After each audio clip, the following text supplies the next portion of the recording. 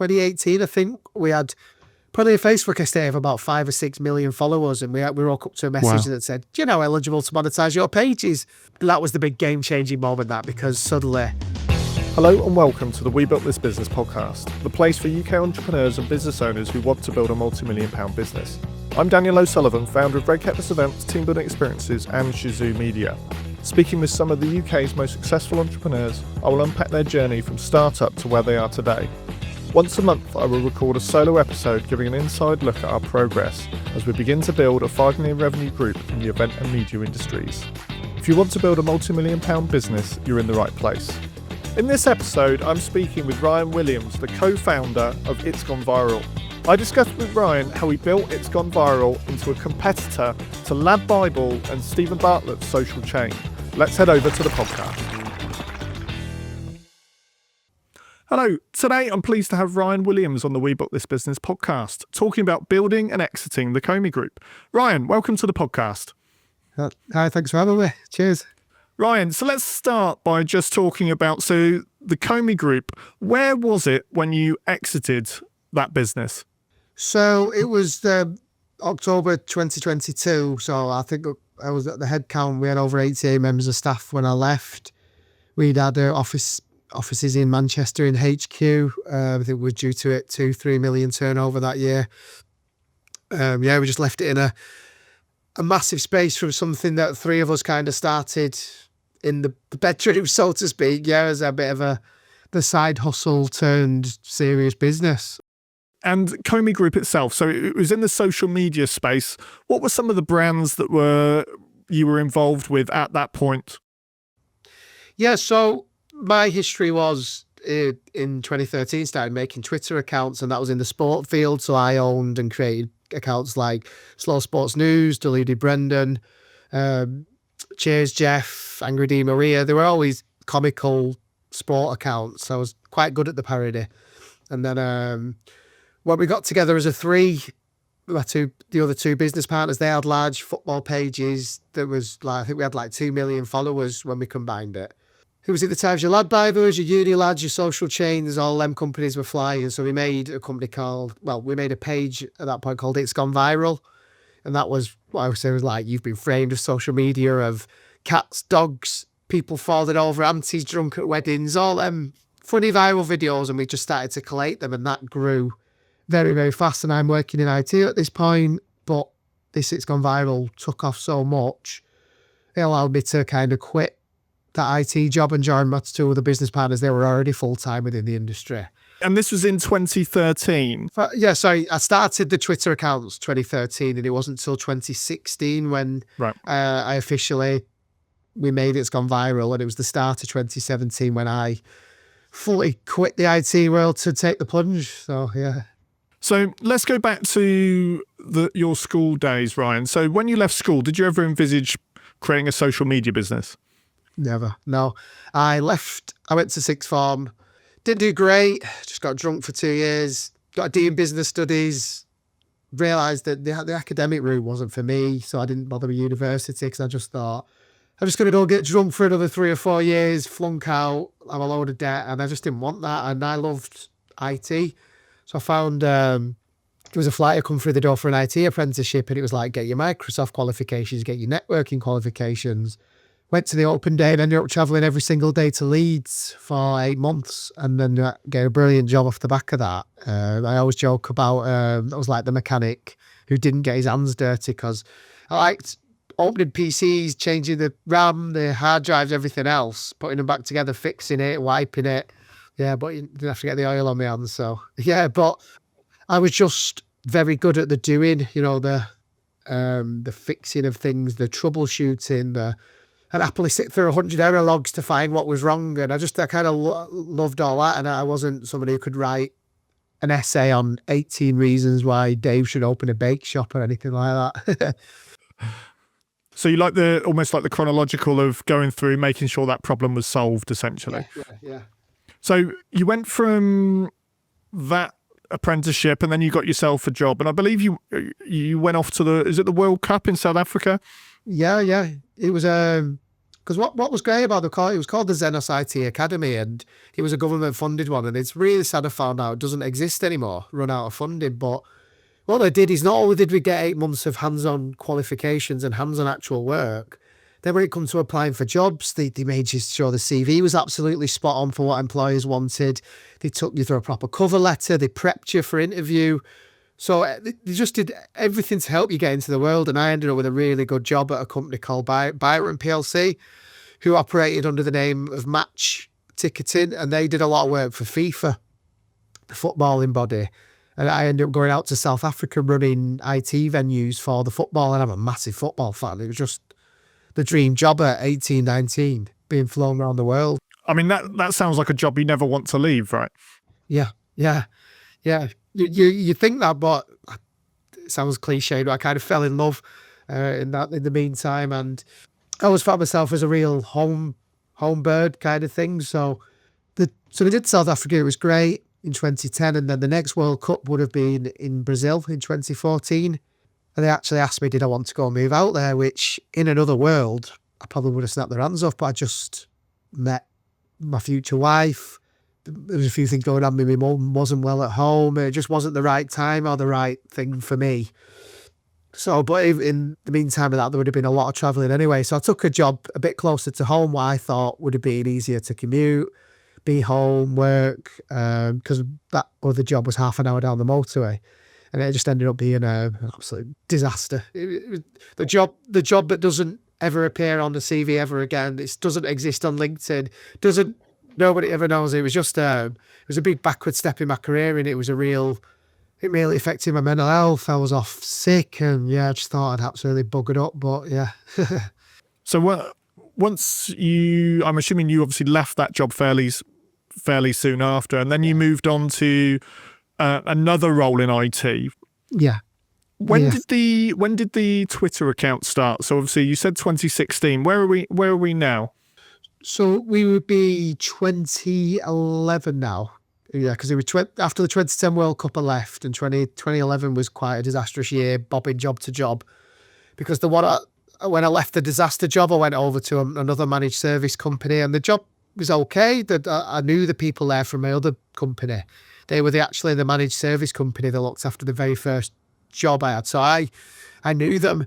So then I was suddenly working on the other side, managing my old business. It was quite funny. But then within that, we all got sat down saying, we're moving the business an hour away down the motorway. And I was just like, oh my God, back to square one.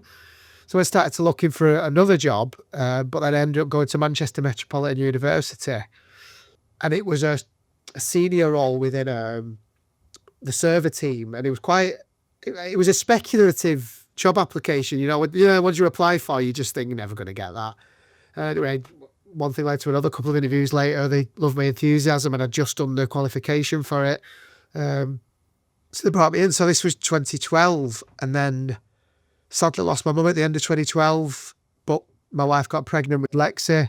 Then when Lexi was born, July 2013 is when I made the very first Twitter account, and I was just up board doing the night feeds. Yeah. So what was it about Twitter that kind of got you interested? We were just in a space where Lexi she was a newborn, but she struggled to feed, she struggled to sleep. Long story short, it turns out she had an undiagnosed milk intolerance. So whenever we were feeding her, she was just in pain constantly. So we were just up hours on end tearing our hair out. And I started to just mess about on Twitter, and I saw the way people were interacting with each other. I saw these piety accounts growing. It was people like Mario Balotelli were absolute big personalities in Manchester City at the time, and people were making joke pages about him, and they were getting thousands of followers. And I was just like, this is interesting. This is a funny space. So started to observe it for a few months. I started to try and make my own little ones. Didn't really take off or anything. And then I was watching Sky Sports one night, and it put the Memories programme on, and it just started to pop up with old headlines from the 90s. So I made a Twitter account that posted old headlines from Sky Sports or from wherever. And that was the big eureka moment where people started following it, and that quickly grew to 40, 50,000 followers. So this is still 2013. So it became a hobby, a real hobby every single night, day, doing these tweets, growing, meeting people, albeit virtually on there. because that's where I met my future business partners. That's where people like Stephen Bartlett, Dominic McGregor, Solly from LadBible, people like that were all in that space. So kind of, I always call it the Twitter mafia. Say there was 100 Twitter accounts. There was about 10 or 12 people running them. Then your LadBible came from that. Social Chain came from that. So I just started to get into that world, and kind of 2014 was when the World Cup came on. So I started to be approached by a couple of like betting companies saying, "Oh, we'll give you £100 if you get people to sign up." It was really influencer marketing, essentially. It was affiliation way before like the Gamble Aware days. So it was crass, really. But the more people lost, the more money you made as an affiliate. It was still exists to this day, but it's a lot more regulated. So then I set up as a little, because I got a bit of advice. Someone said, set up as a limited company because you're parodying Sky Sports, you're parodying people. If a lawyer ever knocks on your door from Sky, put it in the name of your limited company, then you're not going to have to be bankrupting yourself, because it was just a side hustle to make sure I was declaring a 500, 600 quid a month extra selling. And then that at peak got to about 2,000-3,000. My wife used to look after my books like an amateur. So that lasted like a couple of years. And then in 2015, I made an account called Rebranded. And that was the Liverpool manager. Yes. And that exploded. That got, at its peak, that got 350,000 followers. And that was the one that was just like serious business now. And that allowed me to align with my two other business partners, combine that, and we made It's Gone Viral, as I mentioned before. So how did you said you found your two business partners. Obviously, finding a business partner is often one of the hardest things you can do out there, especially to work over, under the pressures of business. So how did you meet up regularly beforehand? Were they good friends? How did it happen? Yeah, no, all three of us were strangers, really. Andrew lived in Leeds, I lived Manchester, Matt lived Wolverhampton. So we triangulated where we met for the first time. It was Chesterfield, believe it or not, in Derbyshire. That was the single point that was closest for all three of us. So we had our very first meet up in Chesterfield. And we sat down and that was when we established, look, we've all got these massive Twitter sport parody accounts. They're okay, but they're not really got long legs in them, so to speak, So I keep going back to the comparison, but LadBible, for example, was a brand that was, albeit lad culture at the time, they moved away from that, but it was allowing them to post anything they wanted, they could post, So we got our heads together and tried to think of a name, and we went off, and we're still on WhatsApp and coming into and fro. We just bit all the kind of the weeks and the months went by, we kept running our own things. And then it was the phrase, have you seen such a thing, it's viral, or someone's gone viral, so we made It's Gone Viral. And then that was the thing that allowed us to kind of move on to Facebook. And then that was when Facebook was in its real growth period, and that grew very, very quickly. That account had like 1 million followers pretty quick. And then, just as a threesome, we were like, we just kind of clicked. I was very much a doer. Matt was very chilled. He was kind of a typical, probably I always say, he'll kill me for saying that because he's from Wolverhampton, but he was very much, if your house was burning down, he'd have his arm around going, "You've got insurance, don't worry." Like he was Mr. Chill. And then Andrew was like kind of a mixture of both, a bit like very laser focused, but also, could see potential. So it was a really good mix. It wasn't like I spoke to 50 people to partner with. We got lucky and clicked, but I think it's that thing, the laws of attraction kind of thing, isn't it? We obviously clicked for a reason. And we worked really well together. So It's Gone Viral. So, I mean, I was on Facebook at those times, Twitter, all those places. So I'm pretty sure I was a follower of that channel as well. How do you actually make money from it? Yeah, so It's Gone Viral very early doors was the easiest thing. I always like to comparisons, just so I'm not reinventing the wheel, but you think like BuzzFeed when they'd make the top 10 Grammys dresses from the night, BuzzFeed with all the top 10 articles, this article. So we made itsgoneviral.com, simple WordPress site, rolled it out, blog format, picture, apply for Google Ads. And then we had this massive audience where we'd just be making articles about breaking news. This has just happened in this television program. This has just happened in the football, because we had massive sport following. So we could post that on Twitter. Then we could post more generic news on Facebook. So it was, early days was Google AdSense. It was getting paid per impression, per pop-up, per click. Then and that kind of kept us going for quite a good year or so. And then so that helped us tick along. It let us hire a writer, because we know if we did 5 articles a day, that's going to earn us X. Because I tried to write, but I wasn't the best, as I mentioned at the start. ChatGPT didn't exist then, so I couldn't really get stuff. It definitely helps now. Yeah, so that kept us going, and it allowed us to get a little office, because I'd had my first daughter, as I mentioned. Then I had a second child, and suddenly the house got a little bit chaotic. So I got a little office down the road from me in Rochdale. Allowed us to bring in someone who could come write for us. Someone can edit a couple of videos, because the videos would be put out on the page for growth, and then the articles would be to monetize. And then Facebook then moved into a phase of, we saw like your Lad Bibles, your American pages started to have adverts pop up on the Facebook videos like they did on YouTube. So we looked into it and realised Facebook were now starting to get on the advertising trend. So, and then about, that have been 2018, I think, we had probably a Facebook estate of about 5 or 6 million followers, and we woke up to a message that said, "Do you know eligible to monetize your pages?" That was the big game-changing moment, because suddenly we were monetizing like $9, $10 per 1,000 views, and we're getting millions of views. So, and it allowed us to start hiring more video editors, because you get them on a fixed salary. They post a video that goes viral, it earns you hundreds of thousands, and it was just a massive scalable model. That was when we grew massively at that point.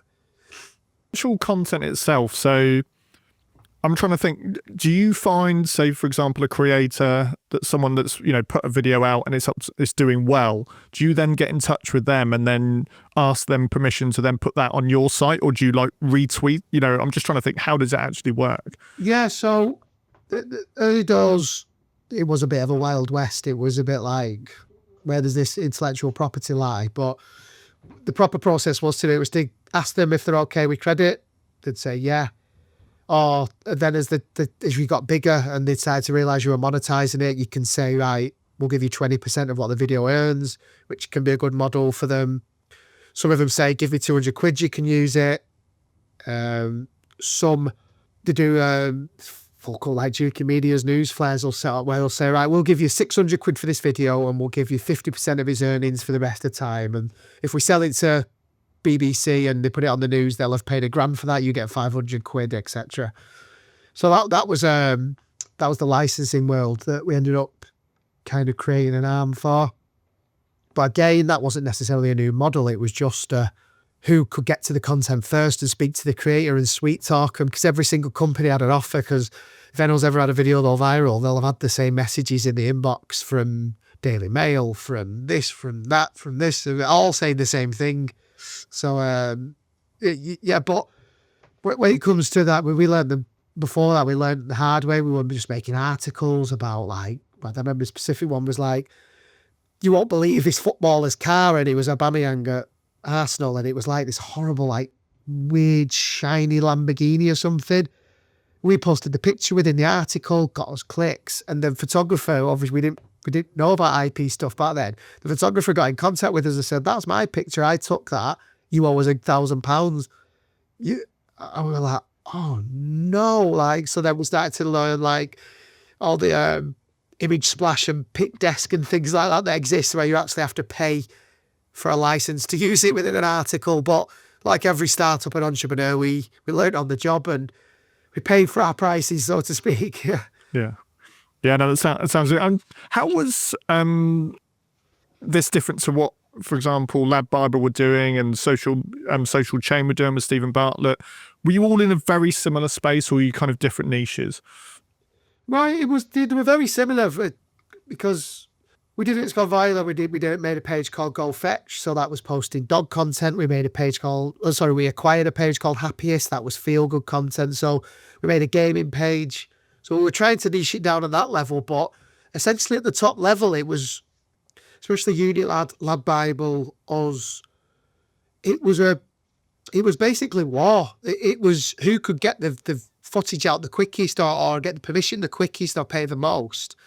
And before because I'll come on to it in a minute, before the pandemic, you'll probably remember with social media, you'd see the same clip probably 4 times on 4 different pages. You'd be like, I'm sick to death of seeing this clip now. Say, for example, like Kanye West and his wife at the Grammys, that would have been on 10 different pages at the same time. Facebook clomped down on that eventually. They started to call it limited originality of content, and that was to basically stop all these. We were aggregators essentially. We're not hiding. We were aggregating content. At that point, we were very rarely making anything fresh. When we did, we made food videos where we'd bring in our old food, film it, mega Big Mac, things like that. But actual viral videos, you're not out there waiting for someone to fall over on a night out. They're being sent to you, but they're also being sent to Lab Bible. So they clamped down on limited originality of content. So started to demonetize pages, which is what they did to us in the pandemic. So we lost like 70% of our income in the middle of the pandemic. And they hid behind the idea of your content's not original enough. You have to make it editorial. So we hired a freelance presenter, and it was popped up at the end going, did you enjoy that video? What did you think? And it was a bit like, ugh. But it was box ticking for Facebook because you had to make your content unique and you had to be commenting on it. You had to make it like it was editorial. So, yeah.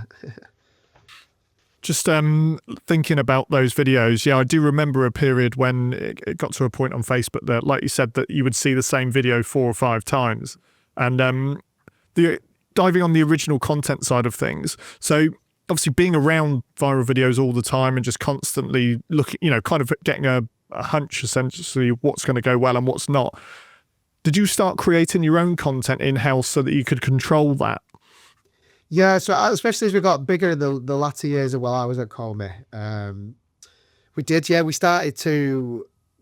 You could make your own content, and it's what Facebook wanted, as long as you put in just a 1-line disclaimer of that it was created content. But no one ever really saw that, But I still see them to this day. I can't scroll social media. I'm terrible. The wife will show me something. She'll go, shut up, like, because I'll know it's a fake one and that. And but it was essentially hiring actors, amateur actors, amdram actors, giving them a script, making sure it had a hook around the minute mark, or a hook at the start, the drama at the minute mark, because that was always a sweet spot for a video.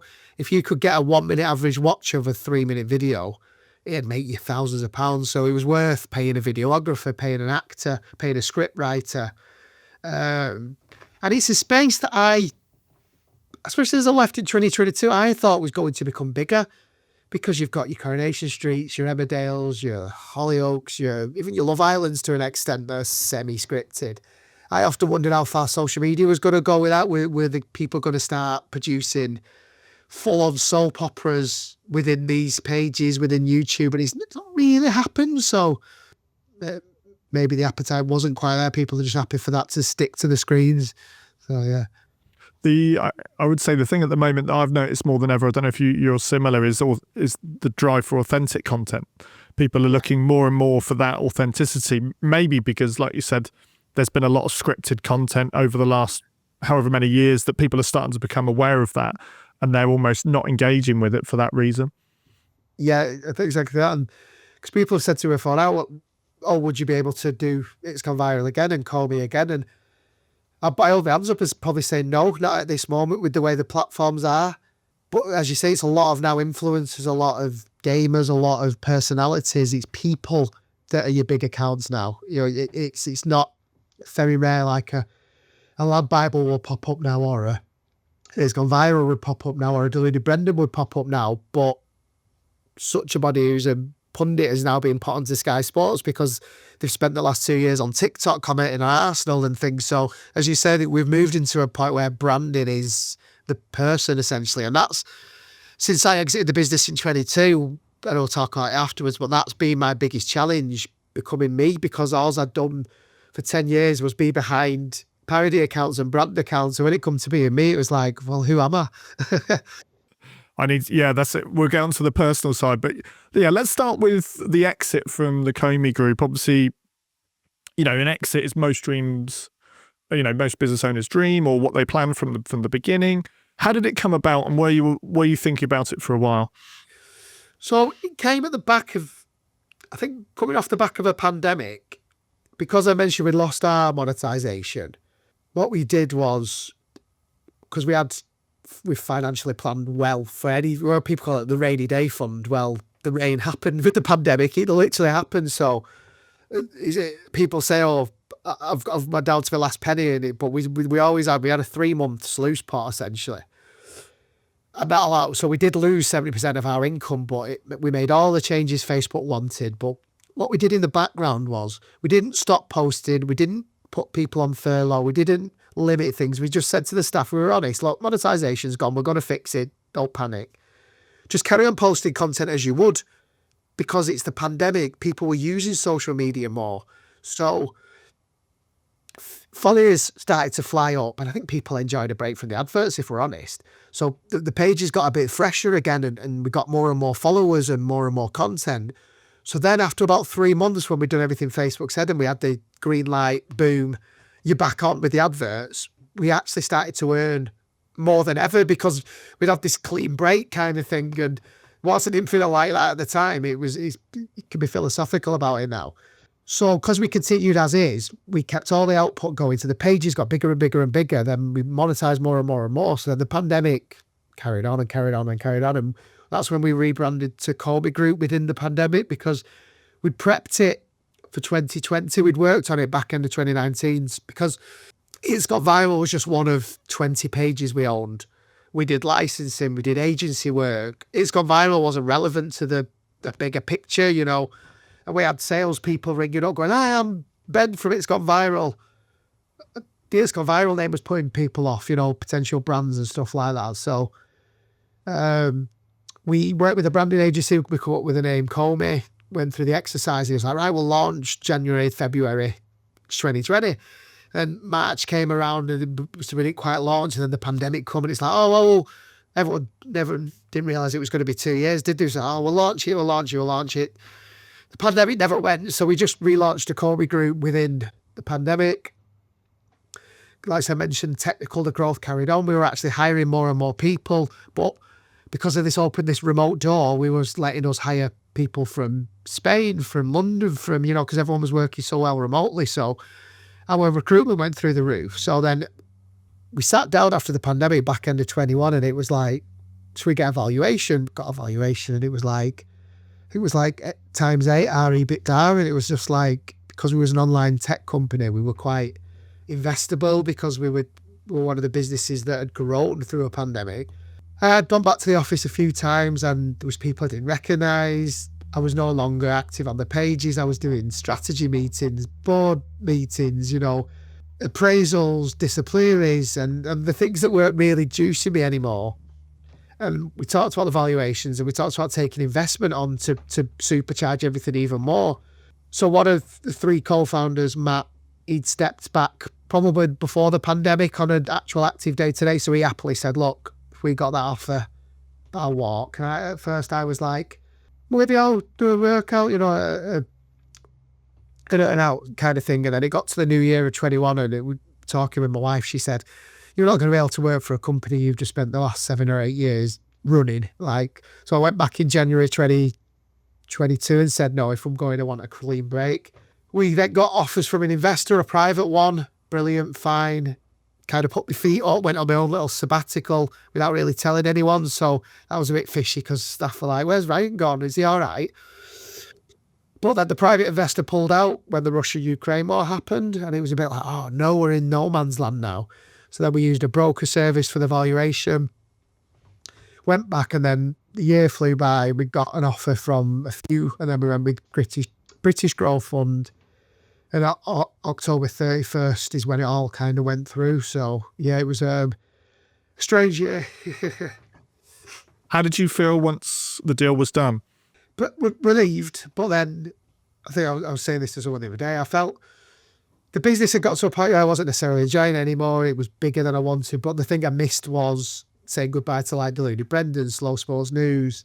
It's Gone Viral. I missed the assets more, the things I'd created over the years, you know, like that. And then yeah, and then kind of then going, oh God, what now? Kind of thing, yeah. This podcast is sponsored by Team Building Experiences. If you're planning a team building event, away day, or corporate event, then check out team-building-experiences.co.uk and state podcast 15 in the comments to receive 15% off your proposal. Going on to the what now, obviously we talked earlier a little bit about personal brand. Now, I was in Brazil in, I think it was early December, and I actually picked your book up, which is Blood, Sweat and Tweets, is that right? And yeah, read it from cover to cover, really enjoyed it. So tell me, what kind of drove you to write a book, and obviously tell us a little bit more about it. Yeah, so it was, everybody I spoke to after the exit was like, oh, that's fascinating, write a book. I didn't have any kind of confidence in writing a book, didn't think anyone. I think I suffered massively from an imposter syndrome after I left. It was like, because it was chicken and egg. No one knew what I'd done, but I wouldn't really talk about it. So it was like, how do you get recognition but stay humble and things like that? And you try and you work with people who can help you do this. Oh, fill this kind of content, do this face to camera with me, do that. You're kind of being pulled from pillar to post. People think what's right for you, and you don't stop and go, what do I want to do? So then again, it was like, oh, the book. And then as I got more confident in the story, I thought, yeah, there is a book in this. Then I thought, oh, you think your usual autobiographies, me, I've grown a business, this is great, me. I was like, this didn't quite feel right. And it was just a joke one day with, because my wife's been with me from me starting the business, not like I met her once it was big. I said we were talking to some friends, and I was like, oh, that'd be a funny chapter for the book, that. And then Jenna turned around and went, oh, yeah, and I'd write my version. And then I got thinking, and we talked, and I went, you said before, like, imagine if we actually did write the book, but we wrote each section each. How different would that be? And she's like, yeah. So we pitched it to a friend of ours who's a ghostwriter.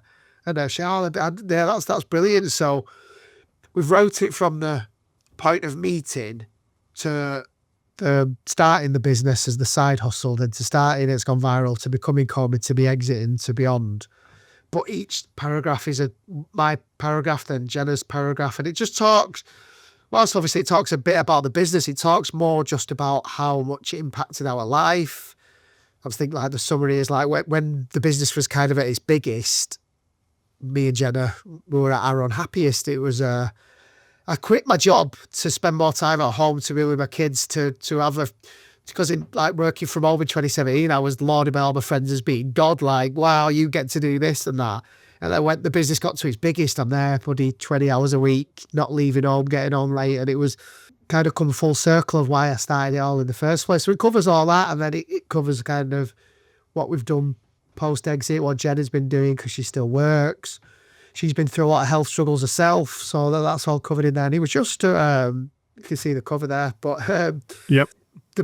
The thing is that Jenna, if you ever look it up, has never officially been involved in any of the businesses, but unofficially, she's always been behind the scenes, propping me up. That was the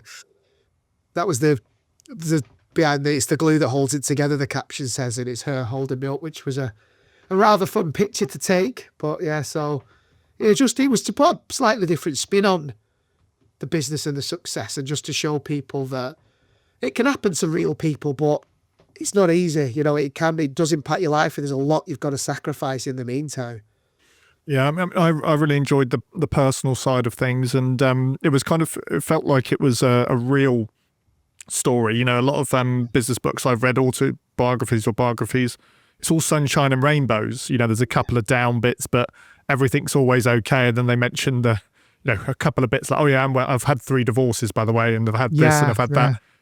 So yeah, it was nice to go and kind of go behind the scenes and see what is actually going on in the personal side of things. So obviously you've launched the book, and the book's actually come out fairly recently, hasn't it? In the last 6 months. Yes, what else are you doing to kind of build that personal brand? And obviously, second question is, why are you building that personal brand?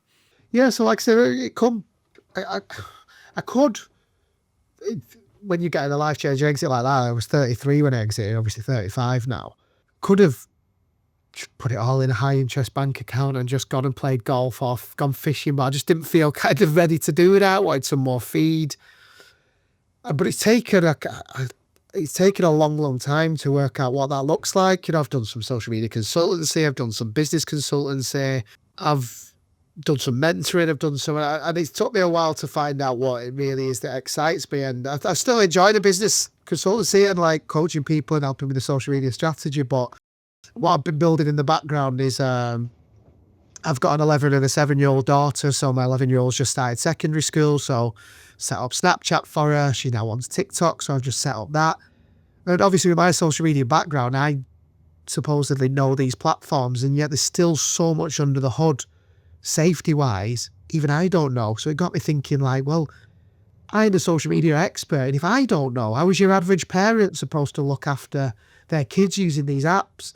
There's 7, 8-year-olds that are giving phones and saying, off your pop, like you learn them. So it's a big piece of work, but I'm trying to use my experience, my voice to get within the education sector to help parents, the ones that, because there's going to be a lot coming in later in the year with the government, with the online safety bill and things like that. So we're going to get to a space where people just assume that they're safe on these apps, and they're not. Like we can keep pushing back. The government can keep pushing back on these blue chip companies all they want. They're not going to listen. Like, so we need to, the tools are kind of there, like Snapchat has a safety sensor, TikTok has a restricted mode, but you have to put them on. You have to physically get their phones, go into the settings, turn them on.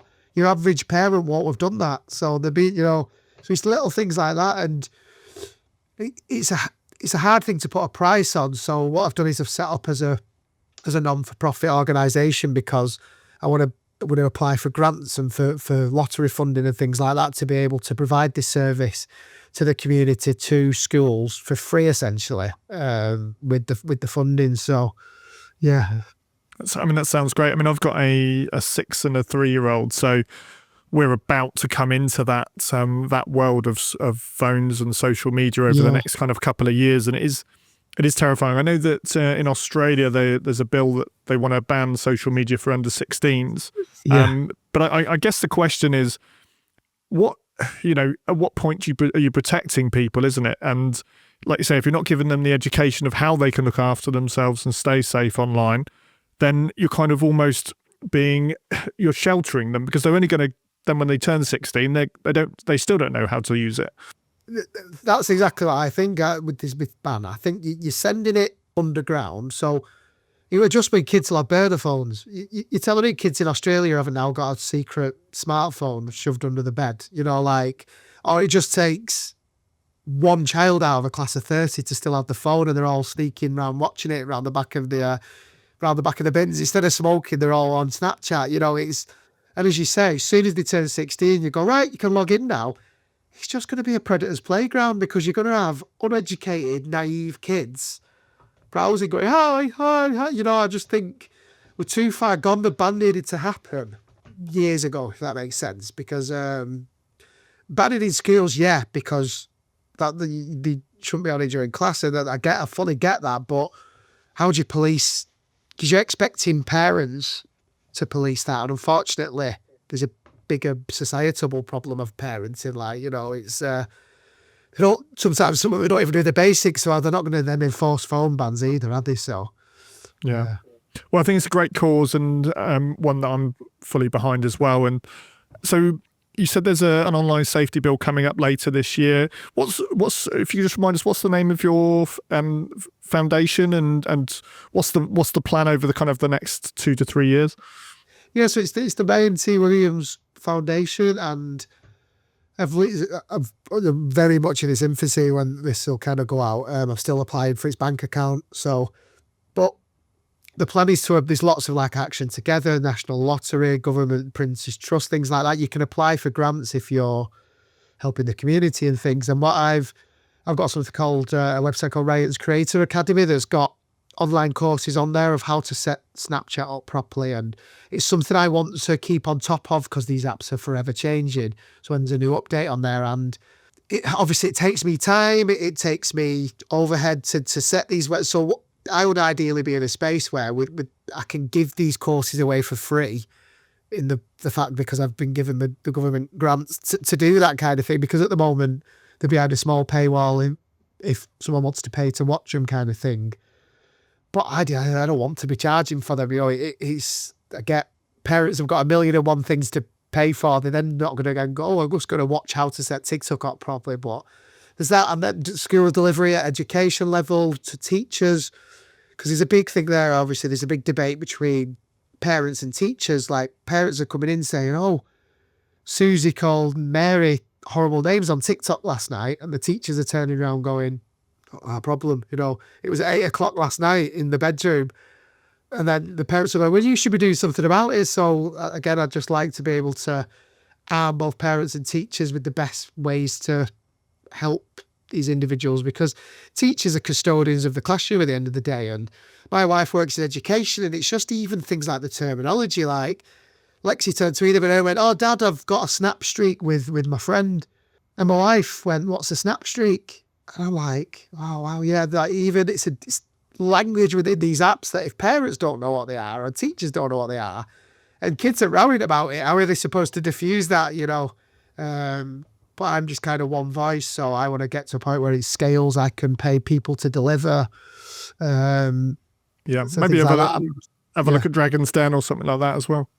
Possibly, yeah, because I've got self-funded it to an extent for myself, and it will be as the more appetite comes. I can, and as well with the power of the internet, I can do one to thousands once the word gets out there. You know what I mean? You can do a seminar that everyone can log on and watch and make sure, check these 5 things on TikTok, and we went on a family holiday back in October, and one of the parents there was saying that she's got a 13-year-old son, and basically she pays for the phone, so she has the social media apps on it, but when he gets home, the phone goes away, and she looks through and makes sure she looks through all the messages, sees what essentially has been looked at and what's been sent.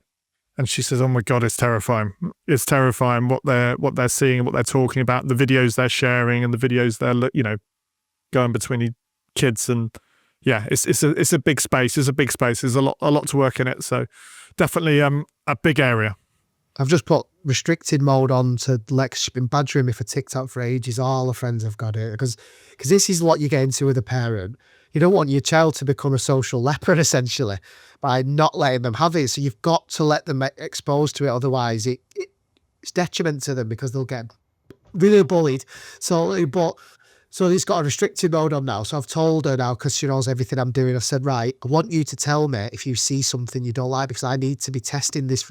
She's almost my test bed in the nicest possible way.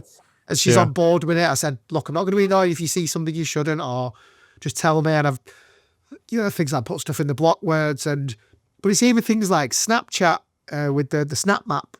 If a child's got their location on, it tells everybody where they are, whether they're on holiday, whether they're on a day out, whether they're there. That's just a simple button called ghost mode to turn off. And 99% of your parents won't even know that exists. And so it's things like that it's so simple, yet they don't know about it, because out of the box, these apps have these on because they want you to be consumed by it. They don't want you to use these features. But so it's being taught how to use it. Yeah. Well, I think it's a really exciting cause, Ryan, and I really hope it goes well. So we'll keep an eye out on your progress over the next couple of years. I've got 3 final questions for you, Ryan. Quick fire. First of all, what's the best business advice you've ever received? Again, it seems simple. I did mention it before, but always have, if you can. I know cash flow is the hardest thing a business can face, but always just try and have that little bit of wiggle room, because you make bad decisions when you're panicking, if that makes sense. So it was always start building, even if you put in £100 a month in a savings account that you don't even see on a direct debit, then so if always having kind of your backup, that, and being agile. I always say it's business plans are great, but don't get too bogged down in them. If you see an opportunity, just do it, just go for it. It's everybody can take risks as long as they're calculated. Yeah. Next one is, what advice would you give to someone who's trying to start a business? Yeah, again, as I kind of mentioned before, go for it, be brave. Like, put the fine line between bravery and being silly with it, but you've got to take, as you may, calculated risks, but do your research in your industry as well. Like, are you offering anything different? Are you offering anything unique? And if you can do it alongside what you're doing, you offer some security. But at some point you do need to take that plunge. But yeah, I think it's just make sure what you're offering is unique, because if you're ever going for investment and things like that, that's the first thing you'll see on a Dragon's Den is, well, what's unique about you? Why can't X, Y, and Z do that? So yeah, and I think now as well is a lot with a brand, as we mentioned before, is it's about the individual. So if you can, I know someone who sells card machines, for example, but she's branded herself up as the face of it. She's the card machine queen. So suddenly people are buying off her and not, the card machines, you're buying off, so try to inject a bit of personality into your brand, I say, because we're in a space people are buying off people and not buying off businesses. Yeah, you don't want to be a me too. Yeah. Final question. What podcasts or people have you listened to recently that you would recommend other business owners listen to? So obviously this one, I've just been on one, Greater Manchester's Greatest Minds by Eddie Whittingham. That was a really good one because he's an exited founder of a SaaS company. He's got a fantastic backstory and he's had, I think, 16 episodes an hour. Obviously I'm one of them, but everybody's got quite a diverse story. I'm just trying to not think of the obvious ones that people know. But yeah, no, that is quite a good one. And another one I've called The Millennial Entrepreneur with Cena. I did that about 2 years ago as well. He's fascinating because he's very much in the tech space as well and interviewing quite fresh people in tech and younger people. So yeah, I'd say them too. That's great. No, it's always good to hear new ones as well, because the new podcasts are the future big ones, aren't they? Yeah. Finally, Ryan, how can people who have listened to today find out more about you? So yeah, I'm on LinkedIn, Ryan T. Williams, Instagram, Ryan T. Williams as well. I always put the T in my name now because Ryan Williams is a very common name. So I like to think it's like Michael J. Fox. The T just adds a little bit of a mystique. So yeah. Yeah, that's fine. I mean, when I searched for you online, actually, after I read your book as well, I couldn't find you for ages. And then, you popped up when I can't remember what it was. It was something unique about your profile that shone out. So, yeah. Ryan, it's been fantastic having you on today. Thanks very much for coming on the show. Yeah, thanks for having me. Yeah, good. So, if you enjoyed this podcast, if you could do one thing for me, if you could like, follow, or subscribe to the channel on your podcast listening app, it enables us to grow the show. Thank you.